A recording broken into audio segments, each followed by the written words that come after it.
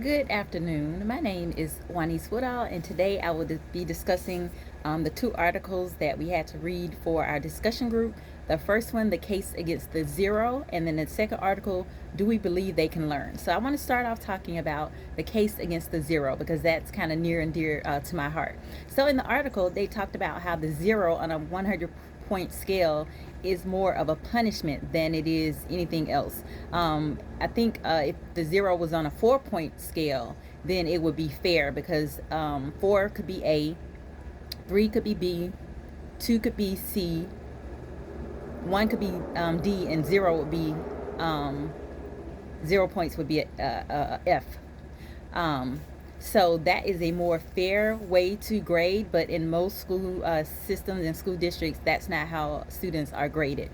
So in the Atlanta Public School District where I work, students are graded on the 0 to 100 scale.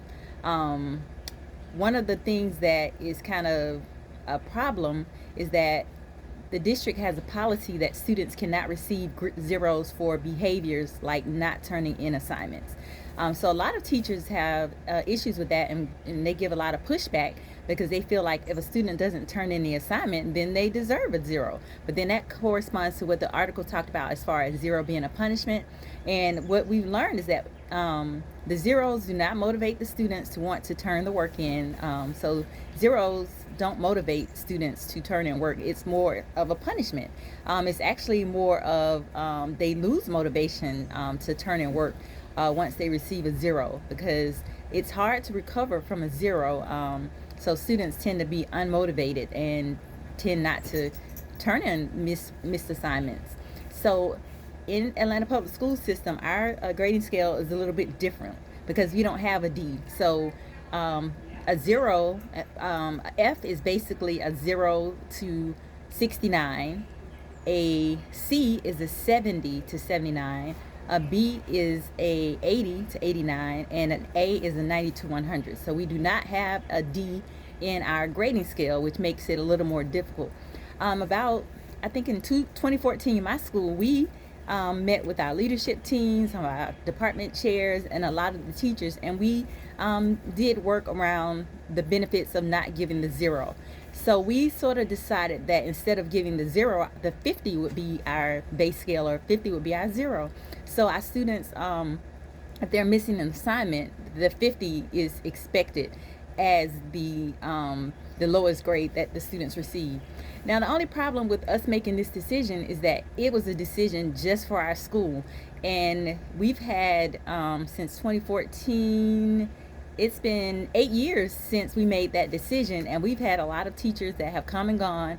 So some teachers don't understand why we use the 50 as our base instead of giving zeros. So the district policy says no zeros, but some teachers will give a 1 because a 1 is not a zero, but a 1 is the equivalent of a zero. So there's some pushback as far as that's concerned, but the teachers who have bought into not giving zeros, they see more results from their students. They know that their students don't feel as deflated when they get a 50 instead of a zero, and they know that they have an opportunity to complete makeup assignments. So it is actually better for the school and for our students and teachers that we're using the 50 as our base.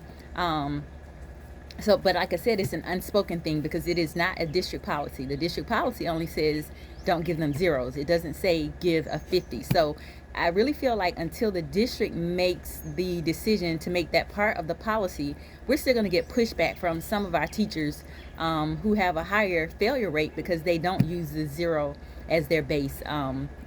Use the 50 as their base. I'm not sure what they're giving. I'm over the science department and the CTAE department, and my teachers have all bought into the notion that we don't give zeros. So I don't really have to follow up with teachers too much about that. They just kind of do it on their own. They see how it is beneficial for the students who are, who don't always turn in their assignments to try to recover from a 50 instead of a zero. They see much more success. So I don't have to do a lot of work around convincing my teachers that they need to give the 50 instead of the zero. My school, basically, we kind of agree with that policy, and I've actually served on a district team where they're starting to look at the 50 as a base, or not giving the zero, and what the grading scale should look like in the absence of a zero. So that is something that the district is working on.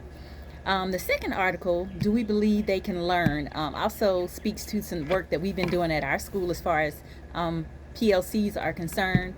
The article talked about how important they are to help educators to continue to grow and learn, because just like students need to continue to grow and learn and to learn new things, educators need to do the same. The PLCs help to create a collaborative team process that help teachers increase their capacity, leading to increased student achievement. That was one of the things that the article talked about.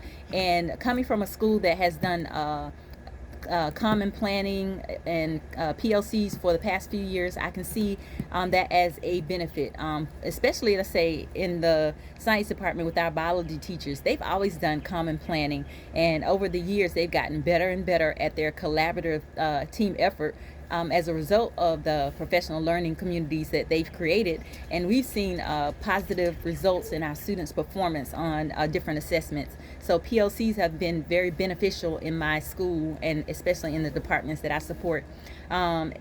Educators must believe that students can learn at high levels. So being transparent and using PLCs gives groups an opportunity to look at their data and be more transparent. Like, not try to hide if your students didn't do well, but figure out what may have gone wrong or what you could do differently. So I believe that PLCs and going through the data in PLCs offers more transparency that we can use to help benefit our students. And the article talked about how schools must overcome barriers to have high expectations for all students. So I believe that using data analysis in the PLCs is one of those ways that we can tackle some of the barriers, like the stereotypes that sometimes we have regarding student performance. Some teachers may think that black boys don't perform as well, or that Hispanic students are not, on the level that they need to be on. So instead of making assumptions, using the data and participating in the collaborative effort of PLCs, that takes away teachers' ability to assume things about students, and to use the data to actually make decisions that are based on fact and not based on stereotypes and assumptions. So the No Child Left Behind Act was forced upon educators, but I think one of the benefits of the act was that we tend to use data more to drive our decisions. So something that we've been working on more consistently over the past couple of years is actually ongoing data tracking and monitoring to ensure that that we're using the data to make the best decisions for our students. So doing more formative assessments, more common summative assessments, benchmark assessments, and all those things, and then taking that data and using it to make the best decisions for our students. So both of these articles resonated with me as far as the practices that we have currently in my school. Like I said, we do agree with the case against the zero. We try not to do the zero, but as a school-wide, I can't say 100% of the teachers are on board with that. But I think that's something that we need to revisit for this upcoming school year to make sure that we're all on the same page, and then continuing to strengthen our PLCs to make them more effective, so that we can continue to increase our student achievement. So those are my thoughts about the two articles. Thank you for taking the time to listen. Thank you.